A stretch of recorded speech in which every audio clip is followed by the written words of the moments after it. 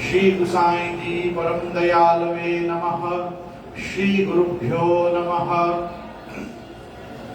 ओम पार्थाय प्रतिबोधितां भगवता नारायणेन स्वयं व्यासेन ग्रथितां पुराणमुनिना मध्ये महाभारतम् अद्वैतामृतवर्षिणीं भगवतीम् अष्टादशाध्यायिनीम् अम्ब त्वामनुसन्दधामि भगवद्गीते भवद्वेषिणीम्। नमोऽस्तु ते व्यास विशालबुद्धे फुल्लारविन्दायतपत्रनेत्र येन त्वया भारततैलपूर्ण प्रज्वालितो ज्ञानमयः प्रदीपः प्रपन्नपारिजाताय स्तोत्रवेत्रैकपाणये ज्ञानमुद्राय कृष्णाय गीतामृतदुहे नमः।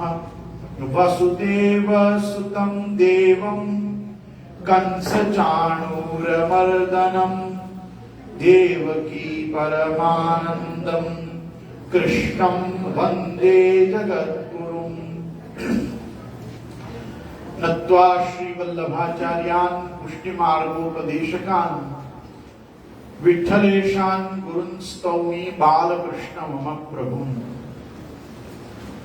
मायावाद तमो निरासन पटु श्री लक्ष्मणस्यात्मज जित्वा राजसभास्थितान् बुधवरो वादेषु संख्यावत शुद्धाद्वैत विभाकरं सुखकरं प्रादर्शयन् निर्भयो वेदोद्धार धुरन्धरो विजयते श्रीवल्लभार्य प्रभु।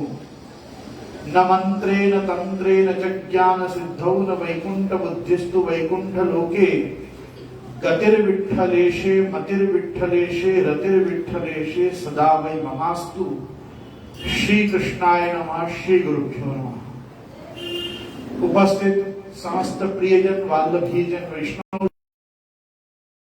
सेतु हवेली के पुनीत प्रांगण में श्रीमद् भगवत गीता जयंती 2021 के इस पर्वात्मक उत्सव में मैं गोस्वामी गोविंदराय आपका खूब खूब स्वागत करता हूं। हमारे साथ ऑनलाइन फेसबुक एवं यूट्यूब के माध्यम से जुड़े हुए समस्त देश विदेशों में विद्यमान आस्तिक धार्मिक सनातन धर्मावलंबी प्रियजन, आप सभी को भगवत गीता जयंती महोत्सव में ये ब्रह्म विद्या योग शास्त्र आपके जीवन में आध्यात्मिक आदि दैविक सहित आदि भौतिक उत्कर्ष करे, ऐसी शुभकामनाओं के साथ मैं आज के मेरे सत्संग सत्र को प्रारंभ कर रहा हूं। हम कल इस वर्ष हमने विश्वरूप दर्शन योग ये 5 दिवस का हमने सत्संग का क्रम रखा। कल तक हम 46वें श्लोक तक 46 नंबर के श्लोक तक हम कल पहुंचे। आज हम 47वें श्लोक से भगवान के वचनों से आज के हमारे क्रम को प्रारंभ कर रहे हैं। मैं चाहूंगा ऑनलाइन भी मेरे मित्र सब साथ में बने रहें, क्योंकि हम पहले ये अध्याय के सत्संग को संपूर्ण करेंगे। इसके बाद हम इस अध्याय के इस पर्टिकुलर इस 11वें अध्याय के महात्म्य का पौराणिक श्रवण करेंगे। किस प्रकार से पुराणों में भगवान रुद्र ने स्वयं पार्वती जी को 11वें अध्याय के महात्म्य विषयक जो संबोधन दिया है उसकी हम कथा का यहाँ वांचन करेंगे।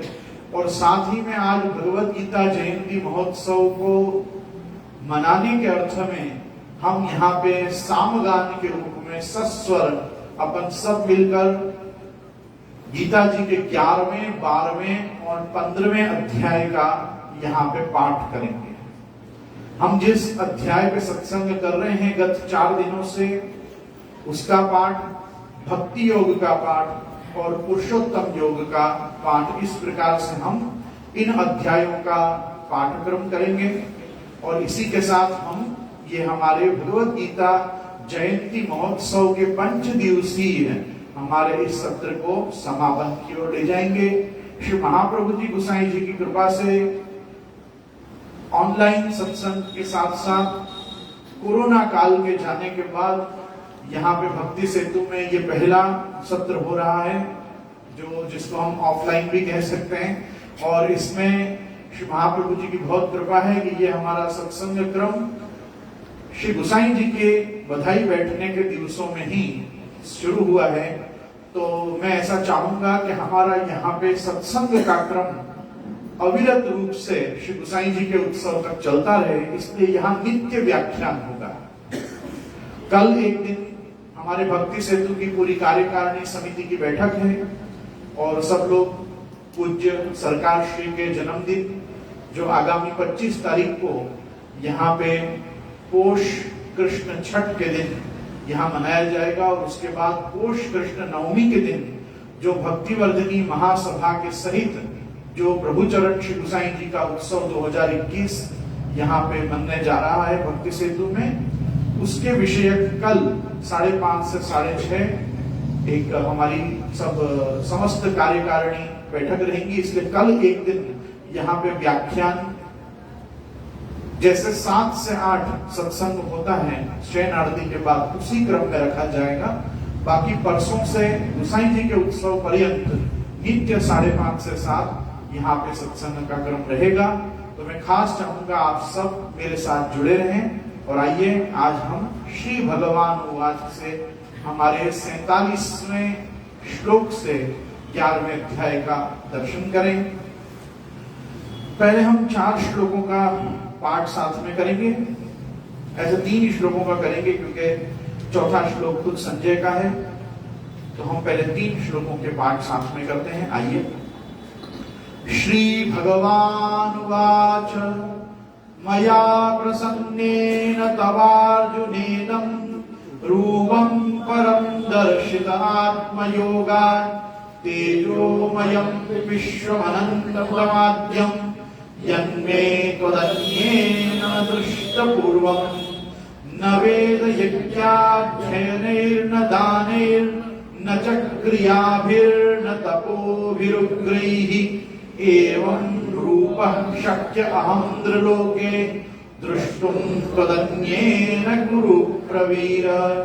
मा ते व्यथा मा च विमूढभावो दृष्ट्वा रूपं घोरमीदृङ्गमेदं व्यपेतभिप्रीतमनः पुनस्त्वं तदेव मे रूपमिदं प्रपश्य।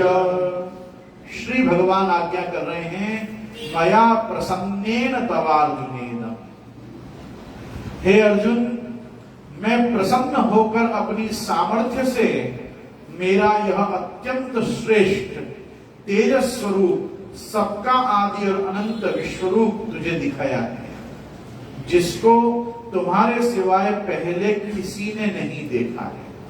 हमारा उस दिन का प्रश्न।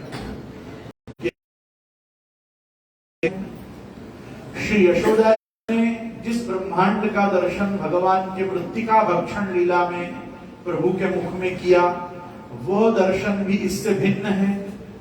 उससे पहले जमघट लीला में कुछ दिनों पूर्व ही यशोदा जी ने पहले भी जो दर्शन किया, वो दर्शन भी ब्रह्मांड का विश्वरूप दर्शन का इससे भिन्न है।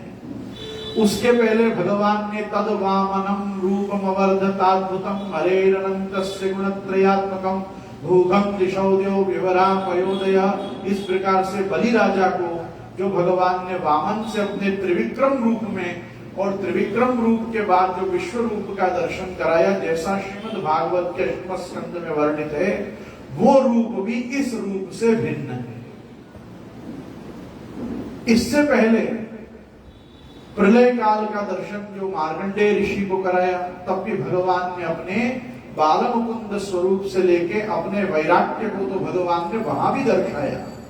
तो मार्कंडेय ऋषि का किया हुआ दर्शन बलि राजा सहित तत्कालीन ऋषि मुनि और देवी देवताओं के और ब्रह्मा आदि लोकपालों के द्वारा किया हुआ दर्शन श्री यशोदा जी को 2 बार जो भगवान ने विश्व रूप का दर्शन कराया वो दर्शन, जो अपना अलौकिक रूप ऐश्वर्य भगवान ने अक्रूर जी को ब्रह्महृद में कराया वो दर्शन, नंदादि गोप बालकों को भगवान ने तेतु ब्रह्महृदम नीता वहां पे जो दर्शन कराया वो भगवान के उत्तम लोक का और भगवान के उस समय के तत्कालीन विराट और विविध प्रकार के रूपों का दर्शन, ये सब प्रकार के जो भव्याति भव्य दर्शन यथा सामर्थ्य यथाधिकार यथा पात्रता भगवान ने जो अन्यान्य भक्तों को कराए, उससे यह कुछ विलक्षण है जो मैंने तुझ पे कराया है वो बताने के लिए यहाँ कह रहे हैं, मया प्रसन्नेन तवाजुनेदम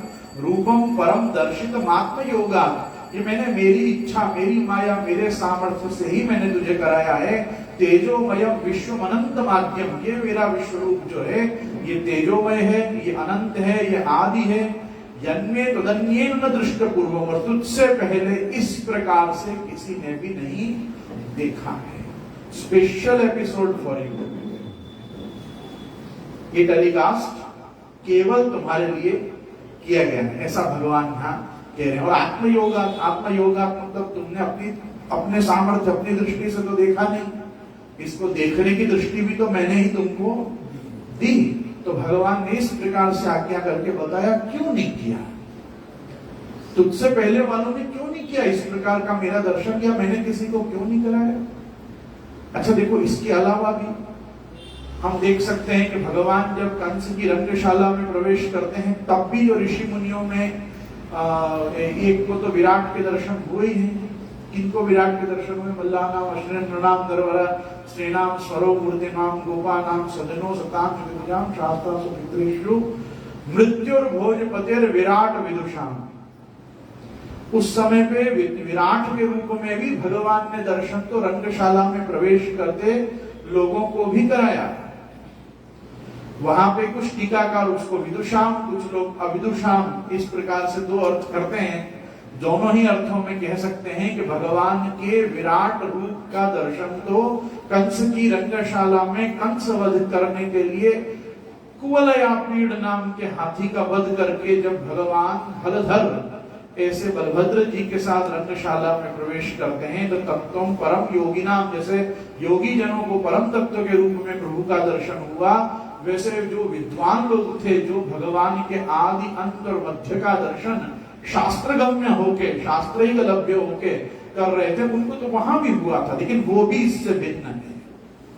तो जितने लोगों को अद्यावधि शास्त्र में ऐसा आता है कि भगवान के विश्व रूप का उन्होंने दर्शन किया या भगवान ने अपनी विराटता का अपने इस विश्व रूप का दर्शन कराया, वो इससे कुछ भिन्न है, ये बताने के लिए आगे के श्लोक में भगवान कारण बता रहे हैं। जो कारण है, न वेद यज्ञाध्ययनैर्न दानी न च क्रियाभिर्न तपोभिरुग्रही। हे कुरुश्रेष्ठ, मनुष्य लोक में इस प्रकार के विश्व रूप वाला मैं न वेदों के पाठ से, न यज्ञों के अनुष्ठान से, न शास्त्रों के अध्ययन से, न दान से, न उग्र तपों से और न मात्र क्रियाओं से तेरे कृपा पात्र के सिवाय और किसी के द्वारा देखा जा सकता हूं। इस भगवान के वचन से भी यह सिद्ध होता है कि इस चीज का वर्णन मात्र संजय ने सुनकर और धृतराष्ट्र को ये सीधा सीधा वर्णन कर दिया, संजय को भी इस रूप का दर्शन नहीं हुआ। हम जो कह रहे हैं ना पहले दिन से, संजय ने भी आगे तो स्पष्ट स्वीकार ही लिया है कि व्यासत प्रसादा श्रुत्वा, ये जो भी मैंने सुना है ये वेदव्यास जी ने जो मुझे दिव्य दृष्टि दी, उस दिव्य दृष्टि के प्रसाद से मैं केवल यहां तक देख पाया कि रथस्थ अर्जुन को, मतलब रथ के पीछे के भाग में उपाविशत पीछे बैठे हुए अर्जुन को ऊपर बैठे भगवान कुछ उपदेश कर रहे हैं, बस वहां तक का दर्शन मुझे हो रहा है। लेकिन इस तेजोमय विराट रूप के अंदर, इस तेज पुंज के अंदर क्या दिख रहा है वो तो मुझे भी नहीं दिख रहा है। इसलिए वो व्यासक प्रसादा श्रुत्वा, क्योंकि व्यास जी अपनी परावाणी में जैसे महाभारत लिख रहे हैं,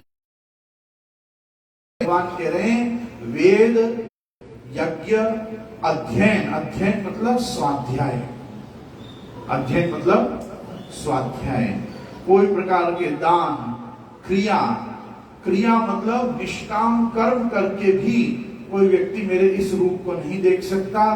तपोभिरुग्रही ही, बहुत कठिन हठ योग की भी मतलब पराकाष्ठा पे कोई व्यक्ति तप करे तो भी इस प्रकार का दर्शन नहीं हो सकता। तुम केवल मेरे कृपा पात्र हो। एवं रूपः शक्य अहम लोके दृष्टुम तदन्येन कुरु प्रवीर। तुमको मैंने केवल कृपा करके और ये चीज कही। और चौथे अध्याय से भगवान ये बात कहते ही आ रहे हैं कि भक्तों सी में सखा चेती रहस्यम इदमुत्तमम्। ये सारे रहस्य मैं तुझे इसीलिए बता रहा हूं क्योंकि तू मेरा भक्त भी है और मेरा सखा भी है। इसके अलावा 10वें अध्याय में भगवान ने कह दिया पांडवा नाम धनंजय। पांडवों में मैं कौन हूं? अर्जुन, मैं तुम ही हूं और तुम मैं ही हूं। ये जो भगवान ने 10वें अध्याय में बताया, इससे भगवत रूपता प्राप्त होने पर, भगवत विभूति रूप होने पर अर्जुन में ये पात्रता स्वयं सिद्ध होती है कि भगवान की कृपा का भाजन होकर वो भगवान के इस विश्व रूप का दर्शन करें। तो इस प्रकार आज्ञा करके भगवान और इसका विस्तार कर रहे हैं। माते व्यथा माच विमूढ़ भावो दृष्ट्वा रूपम घोर वीद्रह्ममेदं व्यपेत भी प्रीत मनः पुनस्तम तदेव मे रूपमिदं प्रपश्यः। यह मेरा इस प्रकार का उग्र रूप देखकर तुझे व्यथा नहीं होनी चाहिए और विमूढ़ भाव भी नहीं होना चाहिए। अब निर्भय और प्रसन्न मन वाला होकर तू फिर उसी मेरे इस चतुर्भुज रूप की इच्छा तरह देख ले, अच्छी तरह रूप को अच्छी तरह देख ले। तो कह रहे हैं व्यपेत भी प्रीत मनः पुनस्त्वं तदेव मे रूपमिदं प्रपश्य। मम इदं रूपम प्रपश्य। मेरा जो मूल रूप है, जिस रूप से मैं तेरे पास बैठा हुआ था इस रथ पे, अब तुम मेरे उसी रूप को देखो। और भगवान ने पुनः एक बार कहा कि मेरे इस घोर रूप को देखकर भी तुमको किसी प्रकार का भी विमूढ़ भाव नहीं होना चाहिए, तुमको भयभीत भी नहीं होना चाहिए, अर्थात व्यथा तुमको नहीं होनी चाहिए, क्योंकि तुम्हारे अलावा मेरे इस कृपा का भाजन अभी तक और कोई भी नहीं हुआ है जिसने इस प्रकार से मेरा दर्शन किया हो। यहाँ व्याख्या में समझा रहे हैं कि अर्जुन को भयभीत देखकर भगवान कहते हैं कि मैं चाहे शांत अथवा उग्र किसी भी रूप में दिखाई हूं तो मैं तुम्हारा सखा ही।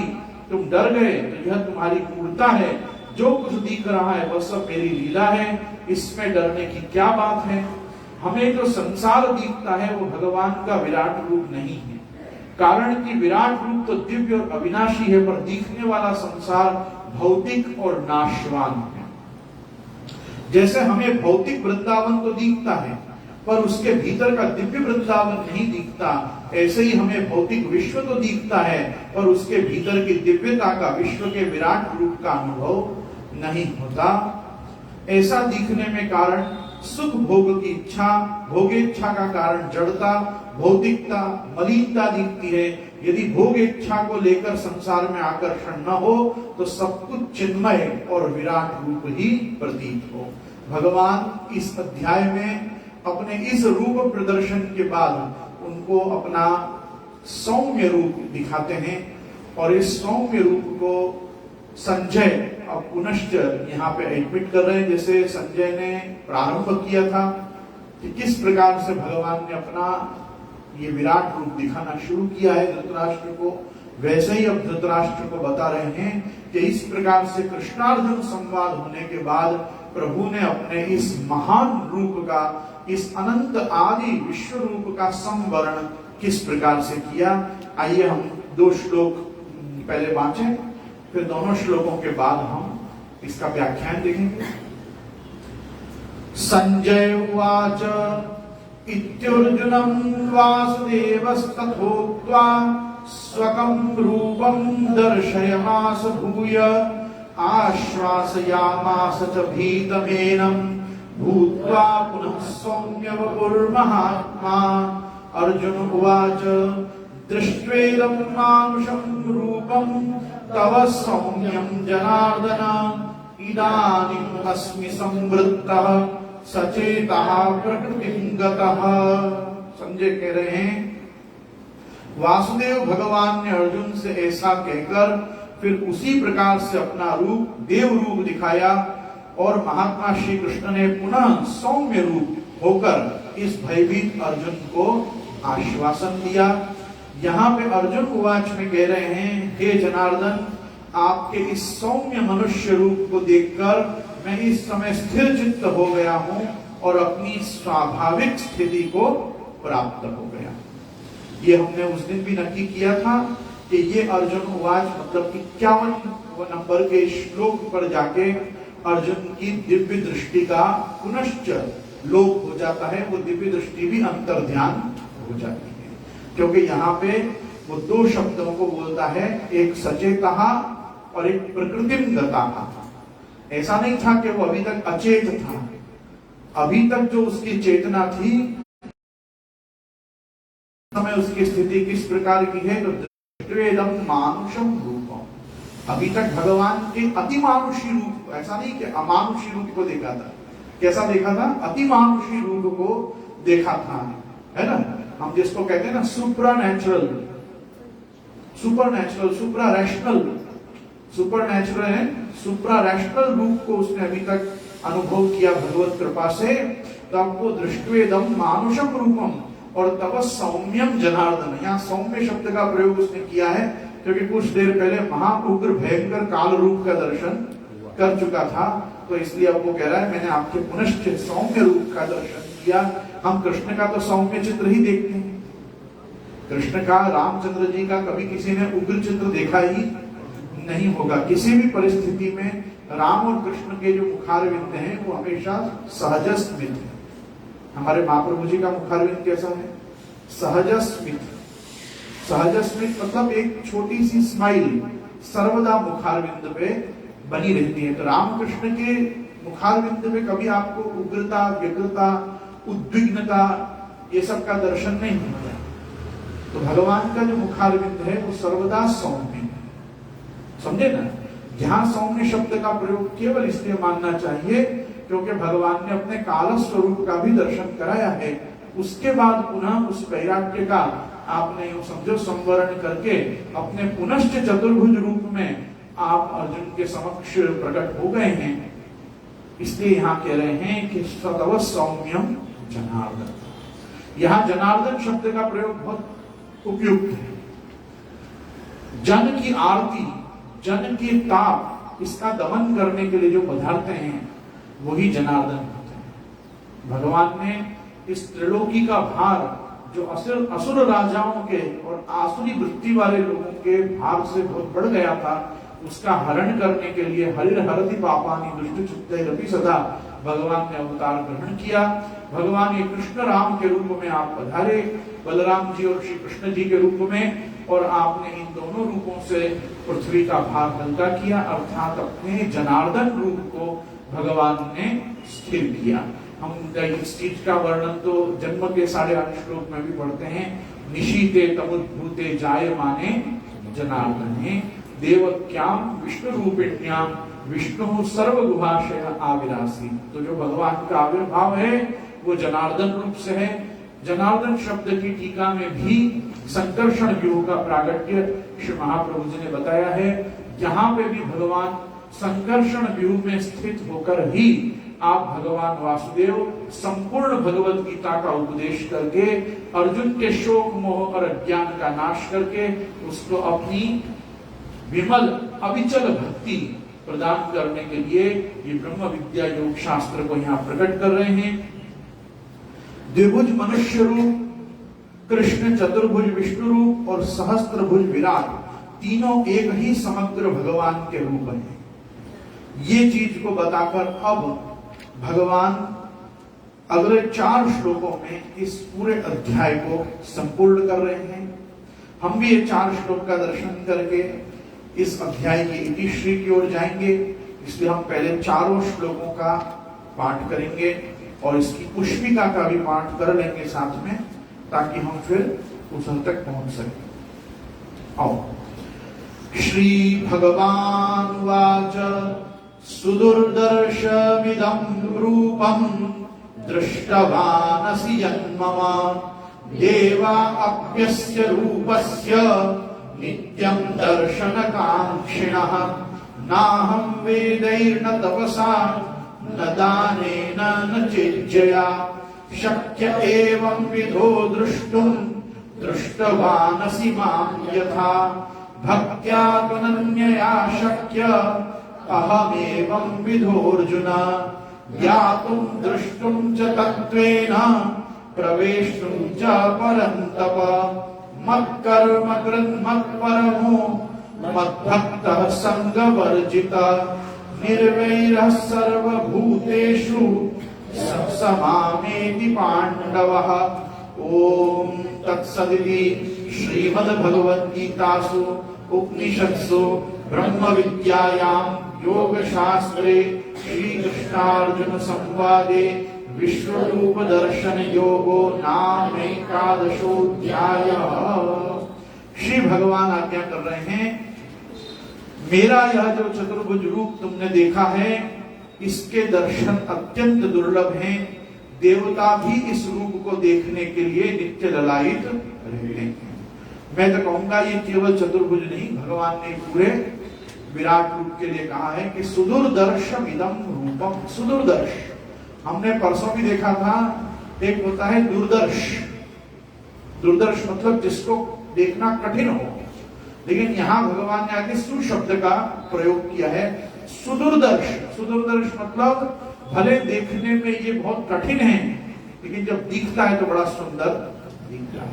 तो ये भगवान का सुदूरदर्शम इदम रूपम दृष्टवानसि मम, जो मैंने तुमको अभी दिखाया है, देवा अप्यस्य रूपस्य नित्यम दर्शनकांक्षा। देवता भी मेरे इस रूप का दर्शन करने की नित्य आकांक्षा रखते हैं, वांछा रखते हैं, वो भी चाहते हैं ये दर्शन प्राप्त हो। यद्यपि देवताओं का शरीर दिव्य होता है तथा भगवान का शरीर उनसे भी अधिक विलक्षण है। देवताओं का शरीर भौतिक तेजोमय और भगवान का शरीर चिन्मय सच्चित आनंदमय तथा अलौकिक होता है। अतः देवता भी भगवान को देखने के लिए लालायित रहते हैं। जैसे साधारण लोगों में नए नए स्थान देखने की रुचि रहती है, ऐसे ही देवताओं में भगवान को देखने की रुचि होती है, पर उनमें प्रेम नहीं होता। भगवान को अनन्य प्रेम से ही देखा जा सकता है, अन्य प्रकार से नहीं। इसको बताने के लिए ही भगवान आगे का श्लोक बोल रहे हैं। लेकिन एक वस्तु समझो, देवताओं का शरीर जो है वो भौतिक है। भौतिक कहने का मतलब होता है प्राकृत। हर देवता कोई ना कोई प्रकृति से जुड़ा हुआ है। जैसे हमने कल परसों भी इसकी चर्चा की थी, वे वरुण हैं तो जल से जुड़े हुए हैं, अग्निदेव हैं तो वो ताप से, दाहकता से, ऊष्मा से, उष्णता से जुड़े हुए हैं। सूर्य का भी ऐसा ही लक्षण है, चंद्र भी शीतलता प्रदान करते हैं। वायु का लक्षण शीतोष्ण स्पर्श मात्र है। आकाश का और आकाश के दिक्पालों का अलग अलग लक्षण है। पृथ्वी में भी हम देव रूपों में जिनको पूजते हैं, जैसे हम पर्वतों की पूजा करें तो वो स्थावर हैं। नदी जो है वो सब प्रवाह रूप में, भले सब देवियां हैं पर वो प्रवाहित होती हैं। तो कहीं ना कहीं प्रकृति के लक्षण उनमें दिखते हैं। इसलिए आचार्य चरण भी आज्ञा करते हैं, प्राकृता सकला देवा गणिता अनंतकम बृहत् है। वो बृहत्, बृहत् शब्द वहां क्यों है? बृहत् मतलब विराट, बृहत् मतलब वो उसकी स्थिति भगवान में ही है, लेकिन वो प्राकृत। भगवान ने जो पुरुष रूप धारण करके जिस प्रकृति को उत्पन्न किया, उस प्रकृति से ही जन्य होने के कारण कोई सात्विक देवता है, कोई राजस देवता है, कोई तामसी देवता है। तो रजोगुण, तमोगुण, सत्वगुण और उनके मिश्रण से ही इन देवताओं की उत्पत्ति होने के कारण, सत्व रज तमोमय होने के कारण, त्रिगुणात्मक होने के कारण देवता प्राकृत संज्ञा में आते। देवता अपराकृत नहीं होते। लेकिन भगवान अपने विश्व रूप का दर्शन कराते समय इन समस्त देवताओं की स्थिति अपने ही स्वरूप में कराते हुए, सब कुछ अलौकिक और आदिदैविक का दर्शन कराते हुए भी भगवान अपने रूप में अपराकृत ही रहते हैं। भगवान में प्रकृति के समस्त पदार्थों को देखने पर भी भगवान में प्राकृत तत्व का गंधमात्र भी नहीं रहता। यही बताने के लिए ये अर्जुन को कभी द्विभुज रूप से, कभी चतुर्भुज रूप से, कभी विराट सहस्त्र भुजा वाले रूप में, कभी काल रूप से, कभी सौम्य रूप से, ये सब दर्शन करा के बता रहे हैं कि मैं तो एक रस ही हूँ, मैं सदानंद ही हूँ, मैं चिदानंद ही हूँ, मैं पूर्णानंद ही हूँ, मैं घनीभूत आनंदी हूँ। मैं ही जब किसी के अनुभव में आता हूँ तो द्रवीभूत होके और उसको अपने रूप का आनंद देता हूँ। तो जो मुझे रसो वही सह से जानते हैं वो रसगुण लब्धा स आनंदी भवति, और मेरा लक्षण जो है वो आनंद मात्र ही है, आनंद से इतर मेरी कोई सत्ता नहीं है। इसलिए जो भगवान के सत्य और चित्त और भगवान के सत्य और आनंद होते हैं, वैसे ही भगवान के भी जो सत्व रज और तम होते हैं वो भी अलौकिक होते हैं। खैर पुष्टि मार्गियों को बहुत समझाने की जरूरत इसलिए नहीं है क्योंकि हम तो हमारे गोपी जनों में भी देखते हैं, सात्विक भाव वाली गोपी, राजस भाव वाली गोपी, तामस भाव वाली गोपी। तो ये सात्विक राजस तामस भाव वाली जो गोपियां हैं, ये गोपी को प्रकृति जन्य थोड़ी है, ये निर्गुणस्य गुणात्रय है। भगवान निर्गुण में से ही इनकी उत्पत्ति हुई है और लीलार्थ रस वैविध्यार्थ ही इनको प्रकट किया गया है।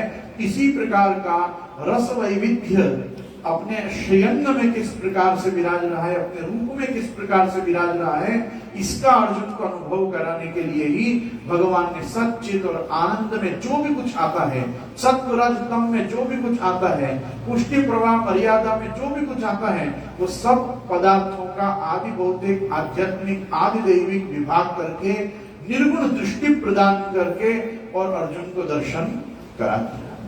अब भगवान कह रहे हैं अर्जुन, मैंने पहले भी कहा, मैं तुमको अभी भी कह रहा हूं, ये सब चीजें धर्म कर्म करने से देखने को नहीं मिलती। क्या कह रहे हैं भगवान? ना हम वेदैन तपसा न दानेन न चीज्यया शक्य एवं विधो दृष्टुम दृष्टवानसि माम यथा। जिस प्रकार तुमने मुझे देखा है इस प्रकार का मैं न तो वेदों से, न तप से, न दान से, न यज्ञ से ही देखा जा सकता हूं।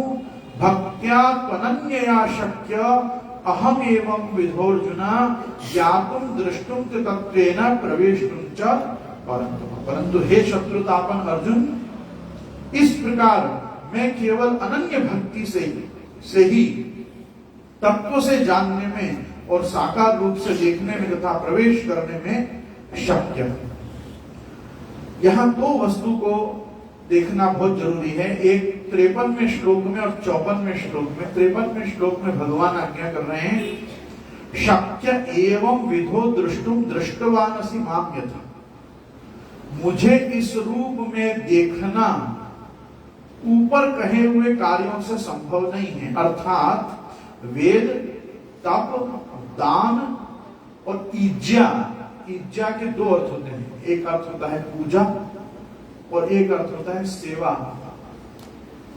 मेरी बात को ध्यान से, शब्द क्या है? ईज्जा।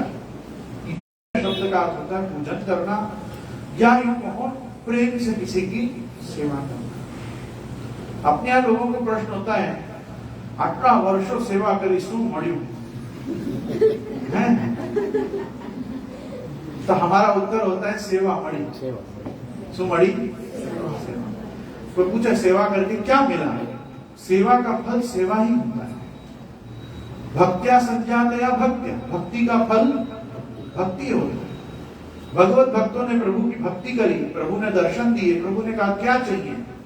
उन्होंने कहा आप चाहिए। भगवान ने कहा हम सामने खड़े हैं, और क्या चाहिए? बस तो आपकी भक्ति चाहिए।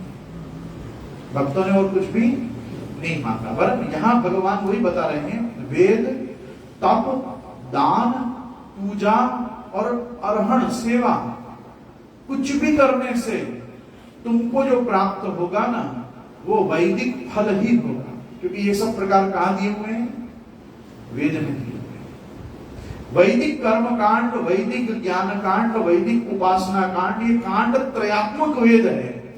कोई यूं सोचे मैं कर्म मार्ग ही नहीं हूं, मैं तो ज्ञान मार्ग हूं। तो ज्ञान मार्ग क्या वेद बाह्य है? नहीं, ज्ञान मार्ग में वेदांतर्गत ही है। और वेदांतर्गत होने के कारण, वैदिक होने के कारण ज्ञान का फल भी क्या होगा? जितनी वेद की देने की क्षमता होगी उतना ही। कर्म कांड में फंसा हुआ आदमी को भी कर्म से क्या मिलेगा? बहुत करो तो उसकी सत्यो मुक्ति हो जाएगी, वो भगवान में लीन हो जाएगा, ब्रज हमने बात की ब्रह्मलीन हो जाएगा, इत्यादि इत्यादि कार्यों से उसको कैवल्य मोक्ष हो जाएगा, किसी को सत्यो मुक्ति हो जाएगी, किसी को कैवल्य मिल जाएगा, किसी को ब्रह्मलीनता प्राप्त हो जाएगी। पर ये सब कहाँ फल दिए हुए हैं? ये तो वेदों में दिए हुए हैं। भगवान इसको 7वें 9वें अध्याय सविस्तार समझाते हुए आए हैं। ज्ञान विज्ञान योग में, राज विद्या राजगुह्य योग में, त्रैविद्या माम सोमपा पूत पापा यज्ञ इष्ट्वा स्वर्गतिं प्रार्थयन्ते ते पुण्यमासाद्य सुरेंद्र लोकाष्टं देवान् देव भोगान् ते तं भुक्त्वा स्वर्गलोकं विशालं क्षीणे पुण्ये मर्त्यलोकं विशन्ति। एवं त्रयी धर्म मनुप्रपन्ना गतागतं काम कामा लभन्ते। त्रयी धर्म मतलब ऋग यजु और साम, कर्म कांड, उपासना कांड और ज्ञान कांड। कांडत्रयात्मक वेद में जो दिया हुआ है वो त्रयी विद्या माम, वो त्रयी विद्या कहा जाता है। त्रयी विद्या से भगवान का अर्चन करने से त्रयी विद्या में जितना फल लिखा होगा उतना ही मिलेगा, उससे ज्यादा नहीं मिलेगा। इसलिए अर्जुन अगर प्रश्न करे कि आपके इस रूप का दर्शन अभी तक मेरे अलावा किसी को क्यों नहीं हुआ, ब्रह्मा जी को क्यों नहीं हुआ, नारद आदि ऋषि को क्यों नहीं हुआ, सनक आदि को क्यों नहीं हुआ, तुम्बरु को क्यों नहीं हुआ, शेष जी को क्यों नहीं हुआ, पूर्णा भगवती आइए शेष व्यासाग्नि मारुतः किसी को क्यों दर्शन नहीं हुआ? तो भगवान आज्ञा कर रहे हैं वो इसलिए नहीं हुआ क्योंकि वो लोग सब जितना वेद में लिखा था उतना कर रहे थे, लेकिन उसके आगे जाओगे तो मैं मिलूंगा, उससे बाहर जाओगे तो नहीं, उसके आगे जाना है, उससे बाहर नहीं जाना है। उससे बाहर गए तो क्या होगा? वेद बाह्य होके हम और पतित और भ्रष्ट हो जाएंगे। तो हमको वेदानुसरण भी करना है और वेदातीत भी जो भगवान का रूप है उसको देखना है। तो भगवान उसका मंत्र दे रहे हैं आगे के श्लोक में, भक्त्या त्वनन्यया शक्य अहम एवं विधोर्जुना। ये कैसे शक्य होगा कि तुम मुझे प्राप्त हो जाओ? कि जब तुम अनन्य भक्ति करोगे। भाई शास्त्र में जो भक्ति का वर्णन है उसको तो वैधि भक्ति कहते हैं, उसके आगे प्रेमानुगा भक्ति होती है, उसके आगे रागानुगा भक्ति होती है, उसके आगे प्रभु की वात्सल्य भक्ति होती है, यशोदा जी को प्राप्त हुई। उसके आगे यशोदा जी रोहिणी जी क्या करते थे? वात्सल्य भक्ति करते थे। उसके आगे गोपी जनों को प्राप्त हुई कौन सी? माधुर्य भक्ति। माधुर्य भक्ति से उनको क्या मिला? उनको भगवान मिले, ठीक है, भगवान वापिस मथुरा द्वारका पधार गए, क्या बाकी रह गया गोपी जनों के पास? जिस भक्ति से भगवान मिले वो भगवान चलते बने आगे की लीला करने को, पास में क्या रह गया? भक्ति, अनन्य भक्ति रह गई। तो जो अनन्य भक्ति रह गई वो ही इस प्रकार का दर्शन करा सकती है। तो भगवान अर्जुन से कह रहे, अर्जुन अभी तक तो तेरे अलावा किसी ने दर्शन नहीं किया इस प्रकार का, लेकिन आगे जो अनन्य भक्ति से मेरा भजन करेंगे वो केवल दर्शन नहीं करेंगे। क्या लिखा है देखो, ज्ञातुम, पहले जान जाएंगे मेरे इस रूप को, दृष्टुम, वो भी देख पाएंगे मेरे इस रूप को, और प्रवेशुम च परंतप, और मुझ तक पहुंच पाएंगे, मुझको प्राप्त हो जाएंगे। तो प्रभु को जानना, प्रभु को देखना और प्रभु को प्राप्त होना, ये तीनों वस्तु अगर कोई चीज से हो सकती है तो वो केवल अनन्य भक्ति से हो सकती है। अर्जुन पूछेगा तो ये अनन्य भक्ति मुझे प्राप्त कैसे हो? क्या पूछेगा? ये अनन्य भक्ति मुझे प्राप्त कैसे हो? तो अंतिम श्लोक भगवान आज्ञा करते हैं कि मत कर्म कृन मत परमो मद भक्त संग वर्जित निर्वैरः सर्वभूतेषु यह समामेति पांडव। हे पांडव, जो मेरे लिए ही कर्म करने वाला, मेरे ही परायण और मेरा ही प्रेमी भक्त है तथा सर्वथा आसक्ति रहित और प्राणी मात्र के साथ वैर भाव से रहित है, वह मुझे ही प्राप्त होता है। अनन्य भक्ति के 5 साधन हैं। भगवान के लिए कर्म करना, अर्थात स्थूल शरीर से भगवान के परायण होना और भगवान के प्रेमी जनों से भी प्रेम करना, सर्वथा आसक्ति रहित होना और प्राणी मात्र के साथ वैर भाव त्याग देना। इन 5 में प्रथम 3 बातें भगवान से संबंध जोड़ने के लिए हैं और अंतिम 2 बातें संसार से संबंध तोड़ने के लिए। बराबर? संसार की सत्ता सिद्धि की दृष्टि नहीं है, प्रत्युत साधक की ही दृष्टि में है। अतः साधक को सावधान रहना चाहिए कि वह संसार के साथ किसी भी तरह का संबंध न माने, क्योंकि सभी प्रकार के सांसारिक संबंध बांधने वाले हैं और भगवान के साथ का संबंध सब प्रकार के संबंधों को तोड़ने वाला है। यहाँ देखो कह रहे हैं मत कर्म कृन मत परमो। भगवान कह रहे हैं मत कर्म कृन हो जाना, मेरे लिए ही सब कर्म तुम करो। मत परमो, मुझे ही तुम परम तत्व परम धाम सब कुछ तुम मुझे ही मानो। और कह रहे हैं कि मद भक्त संग वर्जित, अन्य संग त्याग के मेरे भक्त का संग करो। निर्वैर सर्वभूतेषु, किसी के प्रति तुम कोई प्रकार का वैर भाव दुश्मनी का भाव मत रखो। ऐसा अगर तुम करोगे तो यह समामेति मांडव, तो तुम भी मेरे इस ज्ञातुम दृष्टुम च तत्वेन प्रवेशुम च परंतप। इस प्रकार से ओंकार ही जो तत्सत इति, सत्य पदार्थ क्या है? भगवान का नाद ब्रह्मात्मक शब्द ब्रह्मात्मक के जो अक्षर है ओम, ये ओम ही तत्सत है। ये भगवत गीता सु उपनिषद ये भगवत गीता है, ये अपने आप में उपनिषद है, ये ब्रह्म विद्या है, ये योग शास्त्र है। और इस ब्रह्म विद्या योग शास्त्र में श्री कृष्ण और अर्जुन का जो संवाद हुआ है वो ये विश्व रूप दर्शन नाम का योग इस ग्रंथ का 11वां अध्याय है। बोलो गोवर्धन नाथ की जय। अब हम इसके साथ हमारा पहले ये आज का महात्म्य देखते हैं कि हमने जो ये पूरे 11वें अध्याय का चिंतन किया, इस अध्याय का पौराणिक फल क्या है। कोई भी प्रकार के स्तोत्र में, स्तवराज में, स्तुति में, किसी कवच में, सहस्त्रनाम में, कोई भी प्रकार के मंत्र पाठ में, स्तोत्र पाठ में जो फलश्रुति होती है ना, वो फलश्रुति उस ग्रंथ का श्रृंगार होती है। क्या होती है? ग्रंथ का श्रृंगार। वो ग्रंथ को और सुंदर बनाता है। अपन को किसी का मन नहीं दिखता, पहले तन दिखता है, और तन के ऊपर क्या दिखता है? उसका श्रृंगार। फलश्रुति यूं देखने में हमको छल्ले दिखती है, पर फलश्रुति की सुंदरता हमको पुनः वो ग्रंथ पाठ करने में प्रोत्साहित करती है। इसका फल क्या है? इसका फल क्या है मतलब ये नहीं कि इससे क्या मिलेगा, फल क्या है मतलब कौन सी ऐसी प्रेरणादायक बात है जो हमको बारंबार इस ग्रंथ में प्रवृत्त करेगी। भगवत शास्त्र आज्ञाय विचार्य च पुनः पुनः। महाप्रभु जी आज्ञा करते हैं ये कोई नॉवेल नहीं है, ये कोई उपन्यास, कोई कथा नहीं है हमने एक बार पढ़ी और रख दी कि हाँ जो ही लिखी नहीं। आप तो दर रोज जो ये 6 ये वो ग्रंथ है। क्यों ऐसा ग्रंथ है? क्योंकि ये users guide to mankind how to use the human body mind and intellect. ये ग्रंथ क्या है? Bhagavad Gita, how to use your body mind and intellect for the devotional purposes and for the social purposes and social upliftment of the human mankind। इसलिए ये बहुत जरूरी है कि ये ग्रंथ का बारंबार दर्शन हो, इस ग्रंथ का बारंबार चिंतन हो।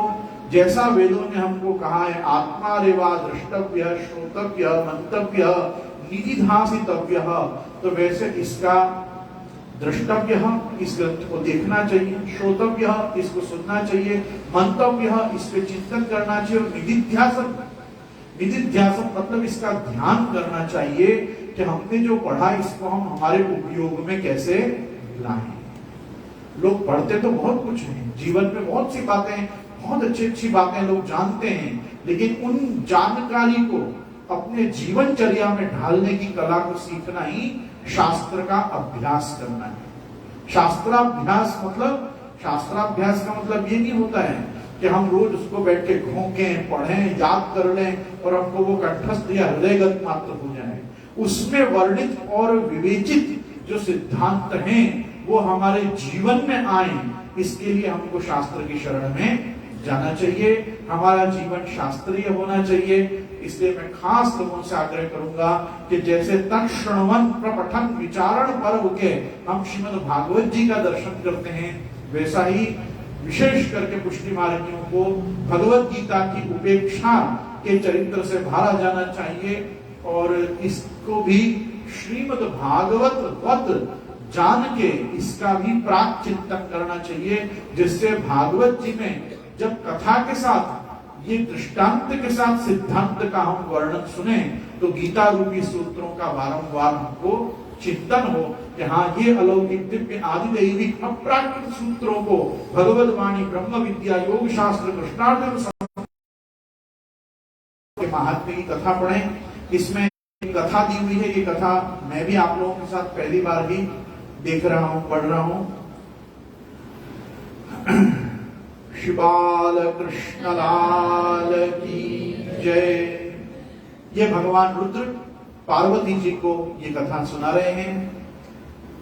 आगतम शिव वक्रेभ्यो गतम च गिरिजाश्रुतौ मतम च वासुदेवस्य तस्माद आगम उच्यते। ये भी एक आगम ही है, ये कथा पौराणिक है, लेकिन शिव जी के मुख से पार्वती जी के प्रति निकली है, इसलिए वैष्णव आगमों में भी इसकी गणना होनी चाहिए। श्री महादेव जी कहते हैं कि प्रिय, गीता के वर्णन से संबंध रखने वाली कथा एवं विश्वरूप अध्याय के पावन महात्म्य का श्रवण करो। विशाल नेत्रों वाली पार्वती अर्थात विशालाक्षी, इस अध्याय के महात्म्य का पूरा वर्णन नहीं किया जा सकता।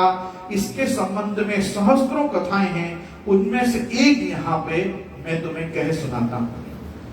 प्रणीता नदी के तट पर मेघंकर नाम से विख्यात एक बहुत बड़ा नगर है। उसके प्राकार मतलब चारों दीवारें, परकोटे, नगर के परकोटे बहुत ऊंचे हैं। वहां बड़ी बड़ी विश्रामशालाएं हैं। विश्रामशाला मतलब पंथागार या धर्मशालाएं। वहां बड़ी बड़ी विश्रामशालाएं हैं जिनके सोने के खंबे शोभा दे रहे हैं। उस नगर में श्रीमान, सुखी, शांत, सदाचारी तथा जितेंद्रिय मनुष्यों का निवास है। वहां हाथ में शारंग नामक धनुष धारण करने वाले जगदीश्वर भगवान विष्णु विराजमान हैं। वे परम ब्रह्म के साकार स्वरूप हैं। संसार के नेत्रों को जीवन प्रदान करने वाले हैं। उनका गौर वर्ण श्री विग्रह भगवती लक्ष्मी के नेत्र कमलों द्वारा पूजित होता है। भगवान की वह झांकी वामन अवतार की सी है। मेघ के समान उनका श्याम वर्ण तथा कोमल आकृति है। वक्षस्थल पर श्रीवत्स का चिन्ह शोभा पाता है। वे कमल और वनमाला से विभूषित हैं। अनेक प्रकार के आभूषणों से सुशोभित हो भगवान वामन रत्न युक्त समुद्र के सदृश जान पड़ते हैं। पीतांबर से उनके श्याम विग्रह की कांति ऐसी प्रतीत होती है मानो चमकती हुई बिजली से गिरा हुआ कोई स्निग्ध बादल शोभा पा रहा हो।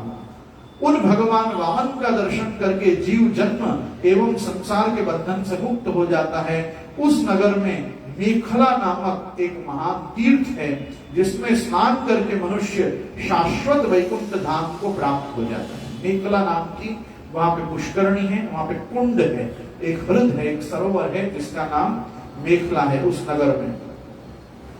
ठीक है, वहां जगत के स्वामी करुणा सागर भगवान नृसिंह का दर्शन करने से मनुष्य 7 जन्मों के लिए किए हुए घोर पाप से छुटकारा पा जाता है। जो मनुष्य मेखला में गणेश जी का दर्शन करता है वह सदा दुस्तर विघ्नों के भी पार हो जाता है।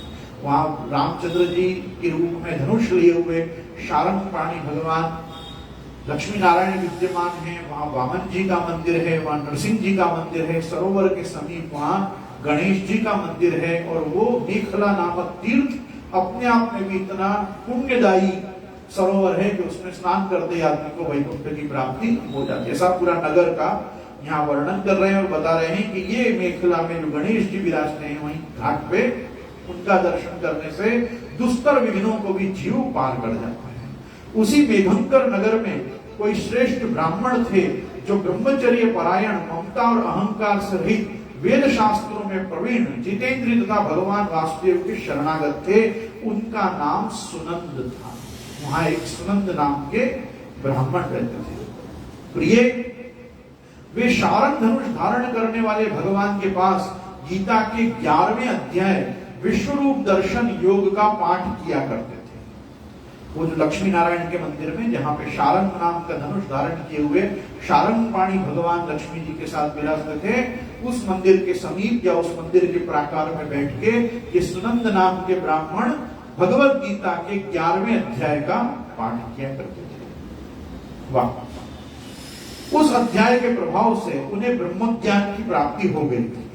परमानंद संदोह से पूर्ण उत्तम ज्ञानमयी समाधि के द्वारा इंद्रियों के अंतर्मुख हो जाने के कारण वे निश्चल स्थिति को प्राप्त हो गए थे और सदा जीवन मुक्त योगी की स्थिति में रहते थे। एक समय जब बृहस्पति सिंह राशि पर स्थित थे, महायोगी सुनंद ने गोदावरी तीर्थ की यात्रा आरंभ की।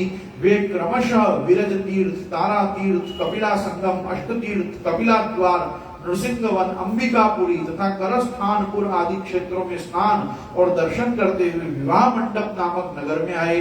वहां उन्होंने प्रत्येक घर में जाकर अपने ठहरने के लिए स्थान मांगा, परंतु कहीं भी उन्हें स्थान नहीं मिला।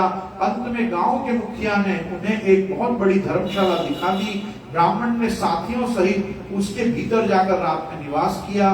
सवेरा होने पर उन्होंने अपने को तो धर्मशाला के बाहर पाया, किंतु उनके और साथी दिखाई नहीं दिए। वे उन्हें खोजने के लिए चले। इतने में ही ग्रामपाल मतलब मुखिया, जो गांव का मुखिया होता है, वो ग्रामपाल से उनकी भेंट हो गई। ग्रामपाल ने कहा, मुनि श्रेष्ठ, तुम सब प्रकार से दीर्घायु जान पड़ते हो। सौभाग्यशाली तथा पुण्यवान पुरुषों में तुम सबसे पवित्र हो। तुम्हारे भीतर कोई लोकोत्तर प्रभाव विद्यमान है। तुम्हारे साथी कहाँ? कि तुम्हारे जैसा तपस्वी मुझे दूसरा कोई नहीं दिखाई देता। हे विप्रवर, तुम्हें किस मंत्र का ज्ञान है, किस विद्या का आश्रय लेते हो तथा किस देवता की दया तुमसे अलौकिक शक्ति आ गई है? भगवान, कृपा करके इस गांव में रहो, मैं तुम्हारी सब प्रकार से सेवा शुश्रूषा करूंगा। ऐसा वो सुनंद नाम के ब्राह्मण को ये ग्रामपाल ने कहा। यूं कहकर ग्रामपाल ने मुनीश्वर सुनंद को अपने गांव में ठहरा लिया। वह दिन रात बड़ी भक्ति से उनकी सेवा टहल करने लगा। जब 7-8 दिन बीत गए, तब एक दिन प्रातः काल आकर वह बहुत दुखी हो महात्मा के सामने रोने लगा और बोला, हाय, आज रात में राक्षस ने मुझे भाग्यहीन के बेटे को चबा लिया। मेरा पुत्र बड़ा ही गुणवान और भक्तिमान था। ग्रामपाल के इस प्रकार कहने पर योगी सुनंद ने पूछा, कहाँ है वह राक्षस और किस प्रकार उसने तुम्हारे पुत्र का भक्षण कर लिया? ग्रामपाल बोला, ब्राह्मण, इस नगर में एक बड़ा भयंकर नरभक्षी राक्षस रहता है। वह प्रतिदिन आकर इस नगर के मनुष्यों को खा लिया करता था। तब एक दिन समस्त नगर वासियों ने मिलकर उससे प्रार्थना की, राक्षस, तुम हम लोगों की रक्षा करो, हम तुम्हारे लिए भोजन की व्यवस्था किए देते हैं। यहाँ बाहर के जो पथिक रात में आकर नींद लेने लेंगे, उनको तुम खा जाना। इस प्रकार नागरिक मनुष्यों ने गांव के मुझ मुखिया द्वारा इस धर्मशाला में भेजे हुए पथिकों को ही राक्षस का आहार निश्चित किया। अपने प्राणों की रक्षा के लिए ही उन्हें करना पड़ा। तुम भी अन्य राहगीरों के साथ इस घर में आकर सोए थे, किंतु राक्षस ने उन सबको तो खा लिया, ये ब्राह्मण के साथियों को, लेकिन तुमको नहीं खा पाया। बराबर, राक्षस ने उन सबको तो खा लिया, केवल तुम्हें छोड़ दिया। हे द्विजोत्तम, तुम में ऐसा क्या प्रभाव है, इस बात को तुम ही जानते हो। इस समय मेरे पुत्र का एक मित्र आया था, किंतु मैं उसे पहचान न सका। वह मेरे पुत्र को बहुत ही प्रिय था, किंतु अन्य राहगीरों के साथ उसे भी मैंने उसी धर्मशाला में भेज दिया। मेरे पुत्र ने जब सुना कि मेरा मित्र भी उसमें प्रवेश कर गया, तब वो वहां से ले आने के लिए गया, परंतु राक्षस ने उसे भी खा लिया। आज सवेरे मैंने बहुत दुखी होकर उस पिशाच से पूछा, ओ दुष्टात्मन, तूने रात में मेरे पुत्र को भी खा लिया? तुम्हारे पेट में पड़ा हुआ मेरा पुत्र जिससे जीवित हो सके, ऐसा कोई उपाय हो तो कहो। राक्षस ने कहा कि हे ग्रामपाल, धर्मशाला के भीतर घुसे हुए तुम्हारे पुत्र के न जानने के कारण मैंने भक्षण किया। अन्य पथिकों के साथ तुम्हारा पुत्र भी अनजाने में ही मेरा ग्रास बन गया है। वह मेरे उदर में जिस प्रकार जीवित और रक्षित रह सकता है, वह उपाय स्वयं विधाता ने ही कर दिया है। जो ब्राह्मण सदा गीता के 11वें अध्याय का पाठ करता हो, उसके प्रभाव से मेरी मुक्ति होगी और मरे हुओं को पुनः जीवन प्राप्त होगा। यहाँ कोई ब्राह्मण रहते हैं जिनको मैंने एक दिन धर्मशाला के बाहर कर दिया था। वे निरंतर गीता के 11वें अध्याय का जप किया करते हैं। इस अध्याय के मंत्र से 7 बार अभिमंत्रित करके यदि वे मेरे ऊपर जल का छींटा देंगे, तो निस्संदेह मैं शाप से उद्धार प्राप्त कर जाऊंगा। इस प्रकार उस राक्षस का संदेश पाकर मैं तुम्हारे निकट आया हूँ। ब्राह्मण ने पूछा, ग्रामपाल, जो रात में सोए हुए मनुष्यों को खाता है वो प्राणी किस पाप से राक्षस हुआ है? ग्रामपाल बोला, ब्राह्मण, पहले इस गांव में कोई किसान ब्राह्मण रहता था। एक दिन वह अघनी के खेत की क्यारियों की रक्षा करने में लगा हुआ था। अगहनी के खेत की क्यारियों की रक्षा करने, अगहन तो शायद माक्सर को ही कहते हैं वहां पे, दूसरी भाषा में अगहन। इस समय की जो खेती चल रही होती है अक्टूबर हीट में होने वाली, उसकी क्यारियों की रक्षा करने में लगा था। वहां से थोड़ी ही दूर पर एक बहुत बड़ा गिद्ध किसी राही को मारकर खा रहा था। उसी समय एक तपस्वी कहीं से आ निकले जो उस राही को बचाने के लिए दूर से ही दया दिखाते आ रहे थे। गिद्ध उस राही को खाकर आकाश में उड़ गया। तब तपस्वी ने कुपित होकर उस किसान से कहा, ओ दुष्ट हलवा है, तुझे धिक्कार है, तू बड़ा ही कठोर और निर्दयी है। दूसरे की रक्षा से मुंह मोड़कर केवल पेट पालने के धंधे में लगा है। तेरा जीवन नष्ट प्राय है। अरे जो चोर, डांड वाले जीव, सर्प, शत्रु, अग्नि, विष, जल, गीध, राक्षस, भूत और बेताल आदि के द्वारा घायल हुए मनुष्यों की शक्ति होते हुए भी उपेक्षा करता है, वह उनके वध का फल पाता है। जो शक्तिशाली होकर भी चोर आदि के चंगुल में फंसे हुए ब्राह्मण को छुड़ाने की चेष्टा नहीं करता, वह घोर नरक में पड़ा रहता है और पुनः भेड़ियों की योनि में जन्म लेता है। जो वन में मारे जाते हुए तथा व्याघ्र और गृध और व्याघ्र की दृष्टि में पड़े हुए जीव की रक्षा के लिए छोड़ो छोड़ो की पुकार करता है, वह परम गति को प्राप्त होता है।